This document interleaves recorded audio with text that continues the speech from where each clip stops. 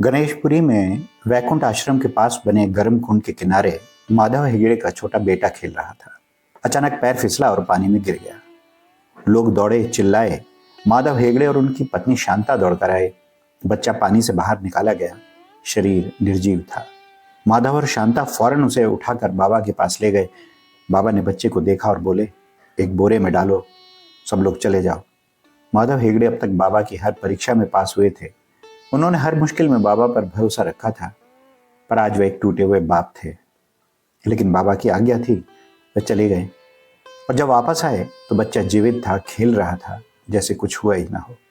पिछले एपिसोड में हमने देखा कि कैसे बाबा ने पहले माधव हेगड़े की नौकरी छुड़वाई, फिर कहा नहीं मिलेगी, और फिर एक बंद पड़ी जर्मन मशीन ने माधव को इंजीनियर हेगड़े बना दिया। आज बात उससे आगे की। 1945 में माधव हेगड़े जी का विवाह हुआ शांता से। 1947 में बेटे का जन्म हुआ। माधव ने बाबा के नाम पर नामकरण किया, नित्यानंद। एक बार माधव पूरे परिवार के साथ गणेशपुरी आए। उनके साथ उनके ससुर भी थे। ससुर गौड़ा सारस्वत ब्राह्मण समाज के थे, पक्के परंपरावादी। काशी मठ के धर्मगुरु श्री सुधींद्र तीर्थ स्वामी उनके आराध्य थे। वे बाबा को लेकर अक्सर तंज कसते। इनके पास लंगोटी खरीदने के भी पैसे नहीं हैं। उनकी नजर में भगवान नित्यानंद केवल एक घुमंतु साधु थे बस। उस दिन जब बालक नित्यानंद कुंड के पास खेल रहा था, वे भी साथ में थे और उनकी आंखों के सामने ही वह हादसा हो गया। कुछ पलों में उनके सामने उनके नाती का बेजान शरीर था। उनसे न रोते बन रहा था, न कुछ कहते।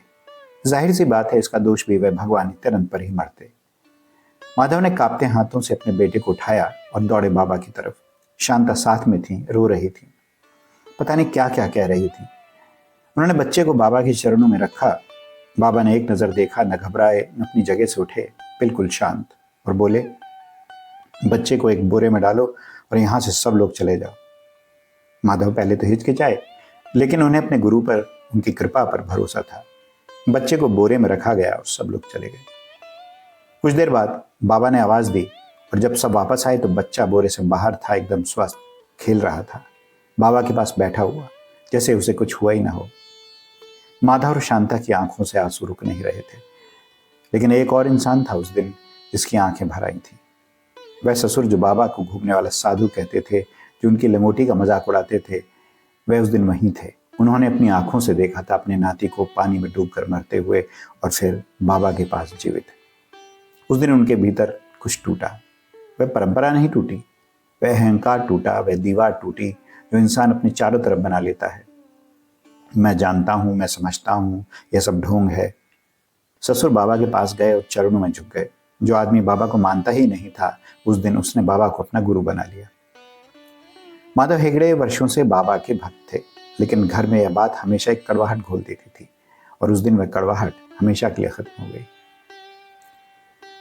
जिस बच्चे को बाबा ने जलाया था, वह नित्यानंद बड़ा हो रहा था। 12 साल का हुआ। परंपरा के अनुसार उपनयन संस्कार का समय आया। माधव गणेशपुरी गए, बाबा से अनुमति मांगी। बाबा ने पूछा, नित्यानंद का जनेऊ संस्कार? वो तो 12 का हो गया। अरे करो यहीं, वो जल्दी करो। बाबा ने तारीख दे दी। तैयारी के लिए वक्त बहुत कम था। रिश्तेदारों को बुलाना संभव नहीं था। शांता दुखी हो गई और बाबा के सामने बोली, हमारे अपने कोई नहीं आ पाएंगे। तो बाबा ने कहा, जो भी यहाँ हैं वही तुम्हारे अपने हैं। समारोह के दिन कैलाश हॉल भरा हुआ था। बाबा ने सारे इंतजाम खुद किए थे। गन्ने का रस, जिसे बाबा अमृत कहते थे, सबको पिलाया गया। बाबा ने अपने हाथों से स्थानीय मिठाई हल्दी पान बनाई। बाबा ने बालक नित्यानंद को भगवा रेशमी धोती दी और उनकी बहन नलिनी को भगवा साड़ी। जो बच्चा कुंड में निर्जीव हो गया, उसका यज्ञोपवीत बाबा की देखरेख में हुआ। शांता ने उस दिन हॉल के बाहर देखा, भक्तों की भीड़ थी। उन्होंने बाबा से फिर पूछा, हमारे रिश्तेदार कहाँ हैं? बाबा मुस्कुराए, जो यहाँ आया है वही तुम्हारा रिश्तेदार है। उस दिन कैलाश हॉल में जो भक्त थे, उनमें एक परिवार और था, श्री गोपाल कृष्ण शेनॉय के माता पिता। बाबा के शब्दों ने उस दिन उन्हें भी हेगड़े परिवार का हिस्सा बना दिया। यह रिश्ता दशकों तक चला और बरसों बाद जब माधव हेगड़े का अंतिम समय आया तो इसी शेनॉय परिवार के गोपाल कृष्ण शेनॉय उनके पुत्र की भूमिका में थे। बाबा ने उस दिन उपनयन संस्कार में एक ऐसा रिश्ता बना दिया था जो खून का नहीं था, लेकिन अंत तक निभा। शायद बाबा ने यह सब उसी दिन देख लिया था। एक बार माधव गणेशपुरी में थे। किसी तरह कीड़ा उनके कान में घुस गया। दर्द असहनीय था, इतना असहनीय कि माधव जमीन पर लौटने लगे। खबर बाबा तक पहुंची तो बाबा दौड़े आए। हाथ में एक टॉर्च थी। माधव को शांत रहने को कहा और टॉर्च से कान के अंदर रोशनी की और फिर बिल्कुल सामान्य आवाज में कीड़े को बुलाया, जैसे किसी बच्चे को बुला रहे हों। कीड़ा धीरे धीरे रेंग कर बाहर आया और उड़ गया। माधव को तो तुरंत राहत मिल गई, लेकिन कुछ देर बाद पूछा, बाबा आपने कीड़े को मारा क्यों नहीं? बाबा ने कहा, उसने जानबूझकर नहीं किया, गलती से घुस गया था, बिना वजह क्यों मारें? तो उस दिन माधव ने समझा कि बाबा सिर्फ इंसानों से नहीं, हर प्रकार के जीवन से संवाद कर सकते थे। माधव की फैक्ट्री में काम चलता रहता था। कभी कभी माधव हफ्ते के बीच में गणेशपुरी चले जाते। वापस आते तो उनके जूनियर बताते, आपकी गैर मौजूदगी में एक लंबा सांवला आदमी आया था लंगोटी पहने और हमें काम के बारे में बताता रहा, सब कुछ समझाया। तो माधव समझ जाते कि वे बाबा ही थे।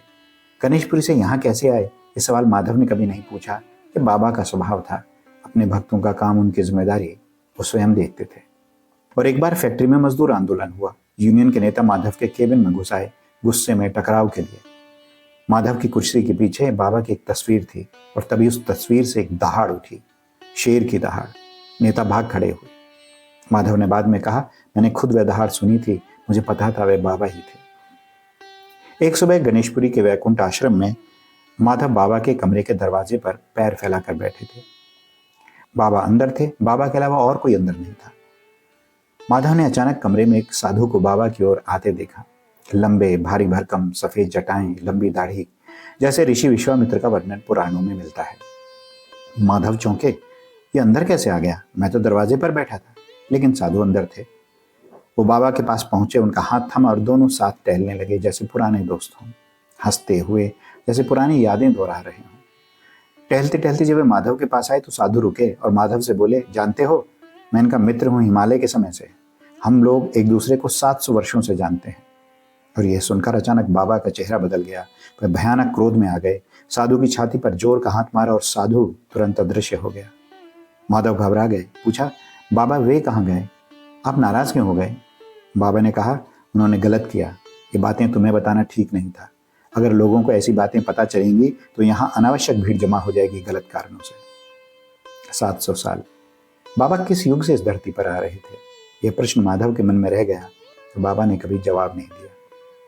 अगले एपिसोड में रात का अंधेरा, भारी बारिश और बाबा ने माधव का अंगूठा पकड़ा और एक पल में तुंगरेश्वर की पहाड़ियों पर पहुंच गए। वहां पानी के नीचे 1000 साल पुराना खजाना। बाबा ने पूछा, चाहिए? माधव ने कहा, नहीं। साथियों, ये जानकारी श्री गोपाल कृष्ण शिवराय जी के ब्लॉग से ली गई है, जो उन्होंने 2004 से 2007 के बीच माधव हेगड़े जी से सुनकर लिखी थी। अगर बाबा की लीला और माधव हेगड़े जी की निष्ठा आपको छू गई हो तो वीडियो को लाइक करें, चैनल को सब्सक्राइब करें, बेल आइकन दबाएं। मिलते हैं जल्द ही नई कड़ी के साथ। जय गुरु नित्यानंदाय। सद्गुरुनाथ महाराज की जय।